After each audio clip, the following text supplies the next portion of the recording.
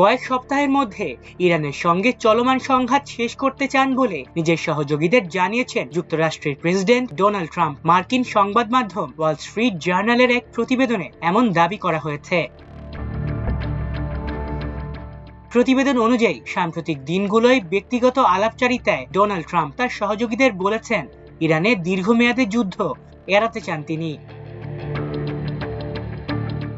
Trump মনে করেন এই সংঘাত এখন শেষ পর্যায়ে রয়েছে এবং জনসমক্ষে তিনি যে 4 থেকে 6 সপ্তাহের সময়সীমা উল্লেখ করেছিলেন কর্মকর্তাদের সে অনুযায়ী কাজ করার নির্দেশ দিয়েছেন। প্রতিবেদনে আরো উল্লেখ করা হয়েছে মার্কিন প্রেসিডেন্ট তার সহযোগীদের বলেছেন ইরানের এই সংঘাত তাকে অন্যান্য অগ্রাধিকারমূলক কাজ থেকে বিচ্যুত করছে। তার ঘনিষ্ঠ উপদেষ্টাদের কেউ কেউ চান তিনি মার্কিন ভোটারদের উদ্বেগের কারণ হয়ে দাঁড়ানো সবচেয়ে জরুরি সমস্যাগুলোর উপর নজর দিন। এসব সমস্যার মধ্যে রয়েছে এই সংঘাতের ফলে দ্রব্যমূল্য বেড়ে যাওয়া।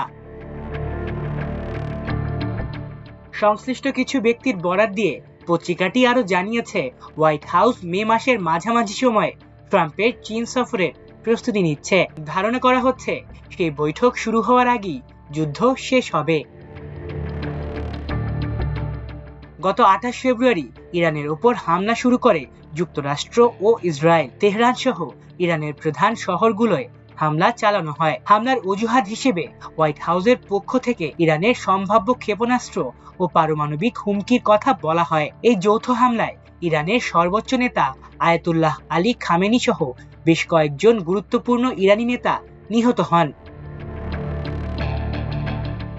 জবাবে ইরানের ইসলামী বিপ্লবী গার্ড বাহিনী আইআরজিসি ইসরায়েলের বিভিন্ন স্থাপনা লক্ষ্য করে পাল্টা হামলা শুরু করে।